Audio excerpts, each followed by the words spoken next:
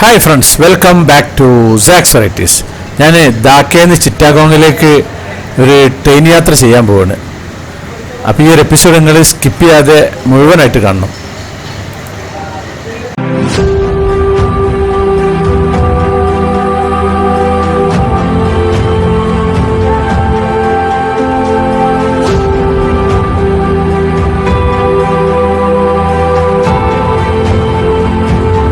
ഞാനിപ്പം ധാക്കയിൽ നിന്ന് വിട പറയാൻ പോവുക.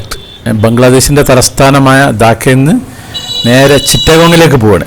ചിറ്റാഗോങ്ങിലേക്ക് പിന്നെ ഇവിടുന്ന് ട്രെയിൻ സർവീസ് ഉണ്ട്, ബസ് സർവീസ് ഉണ്ട്. അപ്പോൾ എനിക്കിഷ്ടം ട്രെയിൻ സർവീസാണ്. അപ്പോൾ അതുകൊണ്ട് ഞാൻ ട്രെയിനിനാണ് പോകുന്നത്. ഞാൻ താമസിക്കുന്നതിൻ്റെ അടുത്ത് തന്നെയാണ് റെയിൽവേ സ്റ്റേഷൻ ഉള്ളത്. ഇവിടുത്തെ ധാക്കയിലെ ഏറ്റവും വലിയ റെയിൽവേ സ്റ്റേഷൻ, അങ്ങോട്ടാണ് പോകുന്നത്.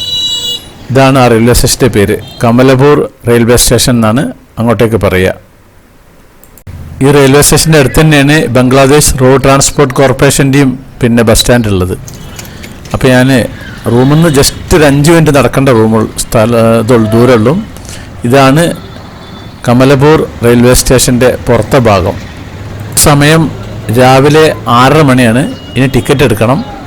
7 മണിക്ക് ഒരു ട്രെയിൻ ഉണ്ടായിരുന്നിരുന്നു. ഏകദേശം ഒരു 5.5 മണിക്കൂർ യാത്ര ഉണ്ട്.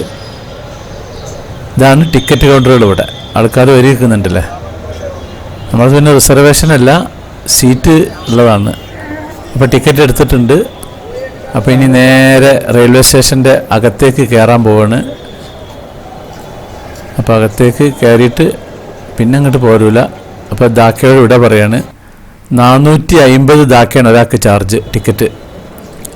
അപ്പോൾ ഇതാണ് അതിലേക്ക് പോകാനുള്ള വഴി.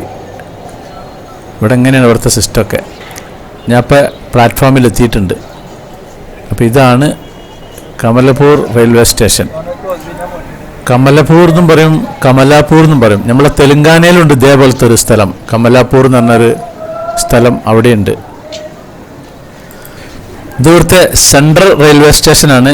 കമലാപൂർ റെയിൽവേ സ്റ്റേഷൻ എന്ന് ഇതിന് പേര് പറയുന്നുണ്ട്. അതിന് പുറമെ ഇവിടെ ധാക്ക റെയിൽവേ സ്റ്റേഷൻ എന്നും ഇതിന് പറയാറുണ്ട്. പക്ഷേ ബോർഡൊക്കെ കമലാപൂർ റെയിൽവേ സ്റ്റേഷൻ എന്നാണ്. ഇവിടെ ഇങ്ങനെ പ്ലാറ്റ്ഫോം നമ്പറൊക്കെ എഴുതിയിരിക്കുന്നത് 7. അപ്പുറത്ത് ഇവിടെ ഒരു സ്ഥലത്ത് ഇംഗ്ലീഷ് എഴുതിയിരിക്കുന്നത്, വേറെ എവിടെ ഇപ്പോൾ ഇംഗ്ലീഷ് കാണാനില്ല. ഇതുണ്ടല്ലേ. അപ്പോൾ ഇവിടുത്തെ ഈ റെയിൽവേ സ്റ്റേഷനൊക്കെ ഒന്ന് നമുക്കൊന്നും ഇങ്ങനെ കംപ്ലീറ്റ് കറങ്ങി കാണാം. അവിടെ ഒന്നും വീഡിയോ എടുക്കുന്നതിനൊന്നും പ്രശ്നമൊന്നുമില്ല. പോലീസുകാരൊന്നും വലിയ പ്രശ്നമൊന്നും ഉണ്ടാക്കുന്ന കാണുന്നില്ല. 1968 മെയ് 1 ഈ റെയിൽവേ സ്റ്റേഷൻ തുറന്നത്. ബംഗ്ലാദേശിൻ്റെ തലസ്ഥാനത്തിൻ്റെ കവാടമായി പ്രവർത്തിക്കുന്ന രാജ്യത്തെ ഏറ്റവും വലിയ റെയിൽവേ സ്റ്റേഷനും പിന്നെ ഏറ്റവും തിരക്കേറിയ റെയിൽവേ സ്റ്റേഷനാണ് ഈ കമലാപൂർ റെയിൽവേ സ്റ്റേഷൻ എന്നറിയുന്നത്. ഇവിടെ മൊത്തം 11 പ്ലാറ്റ്ഫോമുകളുണ്ട്. പിന്നെ 3 വരികളുണ്ട് ഇവിടെ. ഒന്ന് നാരായൺഗഞ്ച് എന്നറിയും, പിന്നെ ബഹദൂർബാദ് ഘട്ട് ലൈന്, പിന്നെ ധാക്ക ജസോർ ലൈന്. അങ്ങനെ 3 ലൈനുണ്ട് ഇതിൽ. ഞാൻ നേരത്തെ പറഞ്ഞില്ല 1968 ഇത് പണി കഴിഞ്ഞതെന്ന്. 1960-65 ഇതിൻ്റെ നിർമ്മാണം കഴിഞ്ഞിട്ടുള്ളത്. 68 ഏപ്രിൽ 27 ഇത് ഉദ്ഘാടനം കഴിച്ചത്. ഇതാണ് എനിക്ക് പോകാനുള്ള പിന്നെ ട്രെയിന്. ഇത് സ്ലീപ്പിംഗ് അല്ല, ഇത് ഇരുന്ന് പോകാനുള്ള സംഭവം ഉള്ളതാണ്. കംപ്ലീറ്റ് സീറ്റാണ്. ഇത് ഡൈനിങ് ചെയറാണ് അവിടെ കാണുന്നത്. അപ്പോൾ ഇതൊന്ന് മൊത്തം നമുക്കൊന്നിങ്ങനെ നടന്നൊന്ന് കാണാം. മൊത്തം നീളത്തിൽ ഉള്ളിൽ കംപ്ലീറ്റ് സീറ്റാണ്. എ സി ഉള്ളതുകൊണ്ട് എ സി ഇല്ലാത്തതുകൊണ്ട്.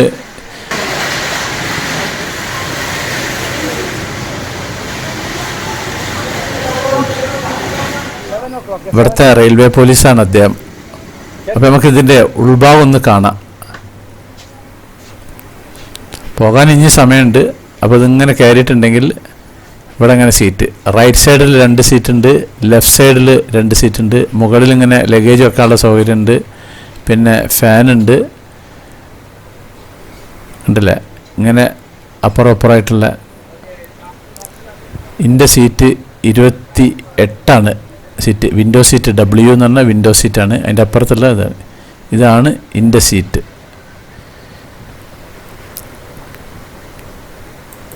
അപ്പോൾ ഞാൻ സീറ്റൊക്കെ കണ്ടിട്ട് വീണ്ടും പുറത്തിറങ്ങിയതാണ്. ഒരു പെട്ടിക്കൂട് പോലത്തെ ഒരു തീവണ്ടിയാണ്. അധികം വലുപ്പമില്ലാന്ന്, നമ്മുടെ നാട്ടിലത്തെ അത്ര വീതി ഇല്ലാന്നൊരു സംശയമുണ്ട് കണ്ടിട്ട്. ഒരു പച്ച കളറിൽ നല്ല വൃത്തിയുണ്ട്. ഏതായാലും സംഭവം ഉൾഭാഗം നല്ല വൃത്തിയുണ്ട്, പുറത്തും നല്ല വൃത്തിയുണ്ട്. ഈ ഒരു പച്ചക്കുപ്പായിട്ട് ടൈ ഒക്കെ വെച്ച ഒരാളുണ്ടല്ലേ, ഓരോ ബോഗിക്കും ഇങ്ങനത്തെ ഓരോ സ്റ്റാഫുണ്ട് അതിൻ്റെ ഉള്ളിൽ. ഇതാണ് സ്റ്റാഫാണ്. ഇനി നമുക്ക് പോകുന്ന സമയത്ത് മറ്റുള്ള ആ ഒരു ബോഗിയിലുള്ള ആ ഒരു സ്റ്റാഫിനെയും കാണാം. അപ്പോൾ ഒരുത്തനെ കണ്ടില്ലേ, ഇതാ രണ്ടാമത്തവൻ ഇതാ അവിടെ നിൽക്കുന്നുണ്ടല്ലേ, ഇവരൊരു സംശയം തീർത്തു കൊടുക്കുന്നുണ്ട്. ഇദ്ദേഹമാണ് ഒരു ലൈറ്റ്, ഒരു പച്ചയും ഒരു ടൈയൊക്കെ ഇട്ടിട്ടുള്ള സംഭവമാണ്. അപ്പോൾ ഞാനങ്ങനെ മുന്നോട്ടങ്ങനെ പോയിക്കൊണ്ടിരിക്കുകയാണ്. പിന്നെ എനിക്ക് ട്രെയിൻ യാത്ര പറഞ്ഞാൽ ഏറ്റവും ഇഷ്ടമുള്ള യാത്രയാണ്. ഏറ്റവും ഇഷ്ടമുള്ള യാത്ര കപ്പൽ യാത്രയാണ്, പിന്നെ ട്രെയിന്, പിന്നെ കടന്നു പോകുന്ന ബസ്സുണ്ട്, അത് ഏറ്റവും ലാസ്റ്റാണ് എൻ്റെ ഇതിൽ ഫ്ലൈറ്റ് യാത്ര ഉള്ളത്.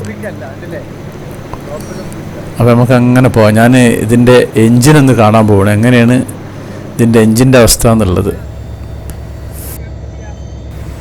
അപ്പോൾ ഇതാണ് എൻജിന് ഫ്രണ്ട് ഭാഗം.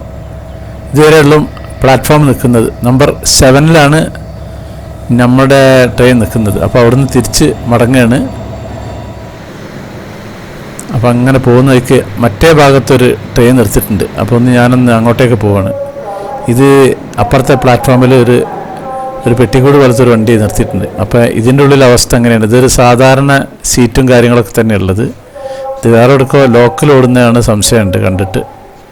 അപ്പോൾ ഞാൻ തിരിച്ചവിടുന്ന് വന്ന് ഷോവൻ ചെയർ തിരിച്ച് നമ്മളുടെ ട്രെയിനിൻ്റെ അകത്ത് കയറിയിട്ടുണ്ട്. നമ്മുടെ സീറ്റിൽ നമ്മൾ ഇരുന്നിട്ടുണ്ട്. ഇനി ട്രെയിൻ ഇങ്ങനെ പോവും. ബാക്കി നമുക്ക് വഴിയിലെ കാഴ്ചകളൊക്കെ കാണാം. ഇതാണ് ഞാൻ സീറ്റിൽ ഇരുന്നിട്ട് ഇവിടെയുള്ള പ്ലാറ്റ്ഫോം. ആ ഒരു കാണുന്ന ട്രെയിനിലാണ് ഇപ്പോൾ ഞാൻ നേരത്തെ കയറിയിട്ട് ഉൾഭാഗം വീഡിയോ ഒക്കെ എടുത്തത്. അപ്പോൾ ഇതാണ് പ്ലാറ്റ്ഫോം. അപ്പോൾ നമ്മൾ ട്രെയിന് പുറപ്പെട്ടിട്ടുണ്ട്. ഇപ്പോൾ സമയം 7:35. ഏകദേശം 260 കിലോമീറ്ററോളുണ്ട്. ഇവരെ കണക്ക് പ്രകാരം 5.5 മണിക്കൂർ കൊണ്ട് എത്തുന്നതാണൊക്കെ പറയുന്നത്. അപ്പോൾ ഏതായാലും പോയി നോക്കാം. നമുക്ക് വഴിയിലെ കാഴ്ചകളൊക്കെ അങ്ങനെ കണ്ട് ആസ്വദിച്ചിട്ട് അങ്ങനെ ചിറ്റഗോങ്ങിലേക്ക് എത്താം. ധാക്കയിൽ നിന്ന് കൽക്കട്ടയ്ക്ക് 325 കിലോമീറ്ററാണുള്ളത് ട്രെയിനിന്.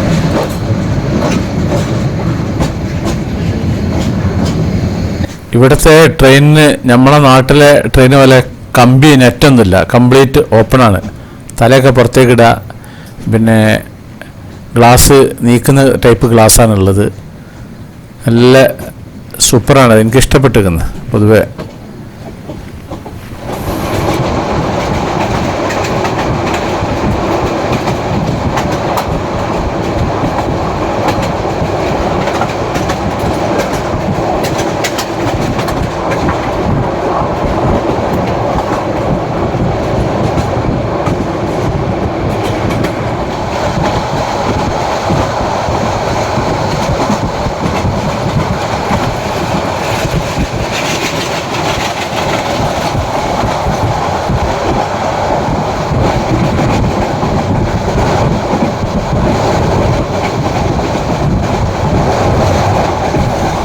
ഈ കാണുന്നതാണ് ധാക്ക എയർപോർട്ട്. എൻ്റെ തൊട്ടടുത്തൊരു പാസഞ്ചറുണ്ട്, അദ്ദേഹത്തിന് എയർപോർട്ടിലേക്കാണ് പോകേണ്ടത്. എയർപോർട്ട് സ്റ്റേഷൻ കുറച്ചുകൂടി കഴിഞ്ഞിട്ടാണുള്ളത്. അപ്പോൾ ഇതാണ് ധാക്ക എയർപോർട്ട്, ഇൻ്റർനാഷണൽ എയർപോർട്ട്.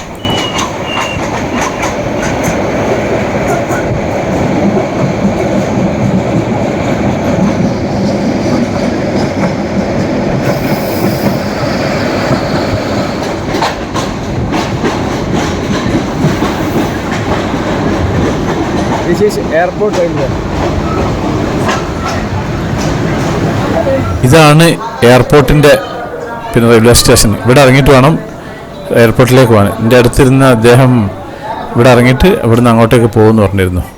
ഇതാണ് എയർപോർട്ട് റെയിൽവേ സ്റ്റേഷൻ. ഇത് സീറ്റ് കവർ KSRM, അതിൻ്റെ ഫുൾ ഫോം എന്താ അറിയില്ല. പിന്നെ ഇവിടെ അങ്ങനെ നമുക്കൊരു മൊബൈൽ വെക്കാനൊരു സ്ഥലമുണ്ട്, കാല് വെക്കാൻ അങ്ങനെ ഒരു സ്റ്റാൻഡുണ്ട്, അത് മൂവബിളാണ്. ഇങ്ങനെയാണുള്ളത് ഇതിൻ്റെ സീറ്റിൻ്റെ ബാക്ക് സൈഡിലുള്ളത്. അങ്ങനെ താഴ്ത്തി വെക്കാം. അവിടെ ആണെങ്കിൽ നമുക്ക് കാലിങ്ങനെ വെക്കാം, സുഖമാണ്.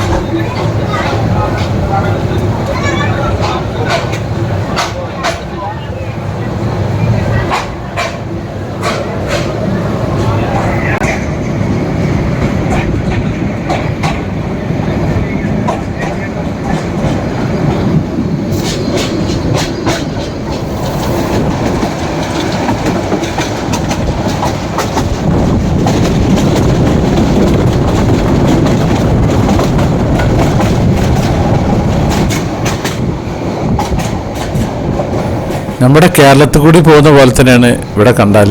ഇഷ്ടംപോലെ വാഴകളും കാര്യങ്ങളൊക്കെ ഉണ്ട്. നമ്മുടെ നാട്ടിലെ പാടങ്ങളുണ്ട് അതേപോലെ. പക്ഷേ ഇവിടെ പാടത്ത് കൂടുതൽ എന്താ വെച്ച് കഴിഞ്ഞാൽ ഇവിടെ വെള്ളമാണ് കൂടുതലുള്ളത്. ഇവിടെ ഇങ്ങനെ വെള്ളം കെട്ടി നിർത്തിയിട്ട് മീൻ കൃഷി നടത്തുന്നുണ്ട് ഒരുപാട്. ബംഗ്ലാദേശിന് അങ്ങനെ ഒരു ഇതുണ്ട്, ഒരുപാട് മീൻ കിട്ടുന്ന സ്ഥലമാണ് കണ്ടല്ലേ. ഇതൊക്കെ വെള്ളമാണ്, ഇതൊന്നും കടലല്ല. ഇതിങ്ങനെ വെള്ളം ഇങ്ങനെ കെട്ടി നിൽക്കുകയാണ് ഇവിടെയൊക്കെ. മഴയൊന്നും പെയ്തല്ല, അങ്ങനെ കെട്ടി നിൽക്കുന്നതാണ്. ഇതുപോലെ ഉണ്ട്. അതിന് പുറമെ ഞാൻ വരുന്ന സമയത്ത് കുറേ കെട്ടിണ്ടാക്കിയിട്ടുണ്ട്, കുളം പോലെ ഇങ്ങനെ കെട്ടിണ്ടാക്കിയിട്ട് അതിലങ്ങനെ പിന്നെ ആർട്ടിഫിഷ്യലായിട്ട് മീൻ വളർത്തുന്ന അങ്ങനത്തെ സംഭവങ്ങളുണ്ട് കണ്ടില്ലേ. ഇതൊക്കെ പാടം പോലുള്ള സ്ഥലത്തൊക്കെ വെള്ളമുണ്ട് കേട്ടോ. ഇത് ഒരു കുളമാണ്, കെട്ടിണ്ടാക്കിയിട്ടുള്ള ഒരു സംഭവമാണ്. അത് മീൻ വളർത്തൽ ഏരിയയാണ്. അങ്ങനെ ഇഷ്ടംപോലെ ഉണ്ട് ഇവിടെ മീനുകൾ. ഇവരെ ഞാൻ കണ്ട സ്ഥലത്ത് ഇവിടെ ഒന്നും ഫ്രഷ് മീനല്ലാണ്ട് ഇവരാരും കഴിക്കുന്നില്ല. ഐസിലിട്ട മീൻ തന്നെ ഇവിടെ കണ്ടിട്ടില്ല ഇതുവരെ ആയിട്ടും. ഇപ്പം സമയം രാവിലെ 10 മണിയായിരിക്കുന്നത്. എനിക്ക് ഇവിടെ ഇരുന്നിട്ട് അങ്ങനെ ബോറടിച്ചിട്ടുണ്ട്. അപ്പോൾ ഞാനതിൻ്റെ ട്രെയിനിൻ്റെ ഉൾഭാഗം ഒന്നൊന്ന് നടന്ന് കാണാൻ തീരുമാനിച്ചിരിക്കുന്നു.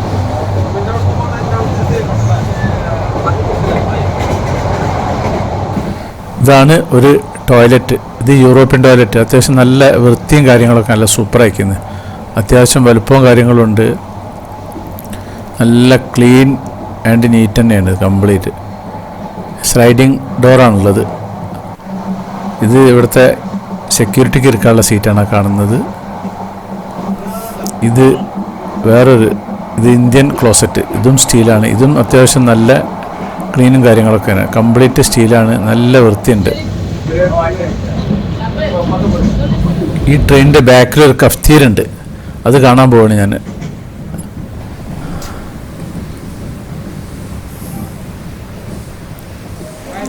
ഇവിടെ നമുക്ക് ഇരുന്ന് കഴിക്കുകയൊക്കെ ചെയ്യാം. ഇതാണ് അതിൻ്റെ ഒരു കൗണ്ടർ ഉള്ളത്.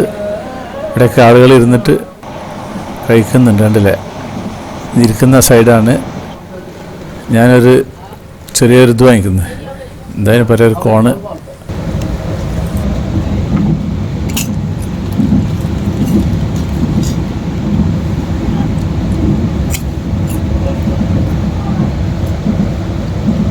വെറുതെ അങ്ങനെ ഇരിക്കുന്ന സമയത്തൊരു ബോറാണ്. എന്തെങ്കിലും കഴിച്ച് കുറിക്കാണ്ടെങ്കിൽ നല്ല രസമാണ്. ഞാൻ കയറുമ്പോൾ തന്നെ കണ്ടിരുന്നു, ഈ കഫ്തീരിയ കണ്ടിരുന്നു. ഇതിൻ്റെ ഉള്ളിൽ കിച്ചണ്, ചായയൊക്കെ ഉണ്ടാക്കുന്ന ഭാഗമാണിത്. അങ്ങനെ തിരിച്ചിഞ്ഞ് പഴയ സീറ്റിലേക്ക് തന്നെ പോവുകയാണ്. ഇദ്ദേഹം ഉറങ്ങുകയാണ്, സെക്യൂരിറ്റിയാണ് ഇതിൻ്റെ ഡ്യൂട്ടിയുള്ള ചാർജ്. ഈ ഒരു ബോഗിക്കിൻ്റെ ചാർജുള്ള ആളാണ്, പുള്ളിക്കാരൻ ഇരുന്ന് ഉറങ്ങുകയാണ്. ഓരോ ബോഗിക്കും ഓരോരുത്തരും ഡ്യൂട്ടിയിലുണ്ട്.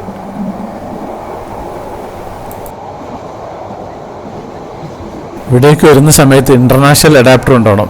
ഇതാണ് മൊബൈൽ ചാർജ് ചെയ്യാൻ. ഇങ്ങനത്തെ ടൈപ്പാണുള്ളത്.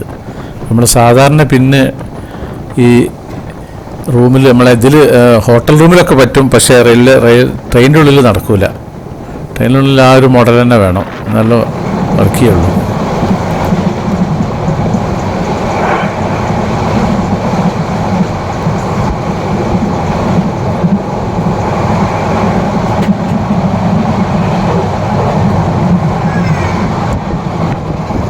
ഞാൻ കഫ്തീരിയെന്ന് കുറച്ച് ചോക്ലേറ്റൊക്കെ വാങ്ങിയിരുന്നു, അത് കഴിച്ചുകൊണ്ടിരിക്കുകയാണ് ഇപ്പോൾ. ഈ യാത്രയിൽ ഞാൻ കൂടുതൽ കണ്ടിട്ടുള്ളത് വെള്ളമാണ്. അതായത് ഒഴിഞ്ഞ സ്ഥലമുണ്ടല്ലേ, ഇതൊക്കെ വെള്ളമാണ്, കംപ്ലീറ്റ് വെള്ളം. പല സ്ഥലങ്ങളിലും ഇങ്ങനെ നമ്മളെ പാടത്ത് കുഴി ഉണ്ടാക്കിയിട്ട് കെട്ടി നിർത്തിയിട്ട് അതിലങ്ങനെ മീനും കാര്യങ്ങളൊക്കെ വളർത്തുന്നുണ്ട്. ഇത് അതേപോലെ തന്നെ കണ്ടമാനം വെള്ളമുണ്ട് ഇവിടെയൊക്കെ ഉണ്ടല്ലേ, ഇഷ്ടംപോലെ ഉണ്ട്. പുഴയൊന്നും അങ്ങോട്ട് കാണുന്നില്ല. പുഴ ഉണ്ടെങ്കിൽ ഒരു പാലമൊക്കെ ഉണ്ടാവില്ല, അങ്ങനെയൊന്നുമില്ല, പാലൊന്നും കണ്ടിട്ടില്ല.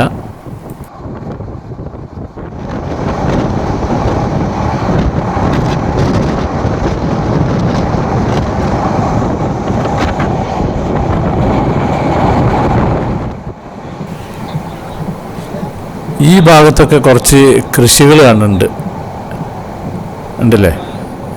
വെള്ളം ഒരു സൈഡിൽ കൂടി അങ്ങനെ ഒഴുകിപ്പോണ്ട്. അതിൻ്റെ മറ്റേ ഭാഗങ്ങൾ കംപ്ലീറ്റ്, ഈ ഒരു ഭാഗം കംപ്ലീറ്റ് പാടങ്ങൾ തന്നെയാണ്, നല്ല പച്ച കളറിൽ.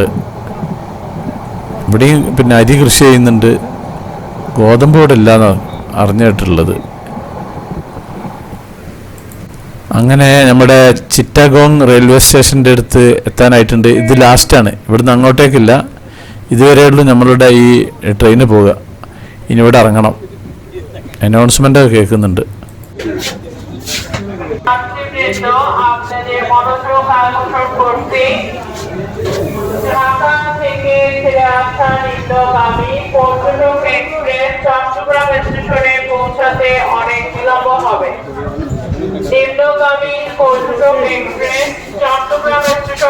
ഇപ്പൊ സമയം 12:10 ആയിരിക്കുന്നു.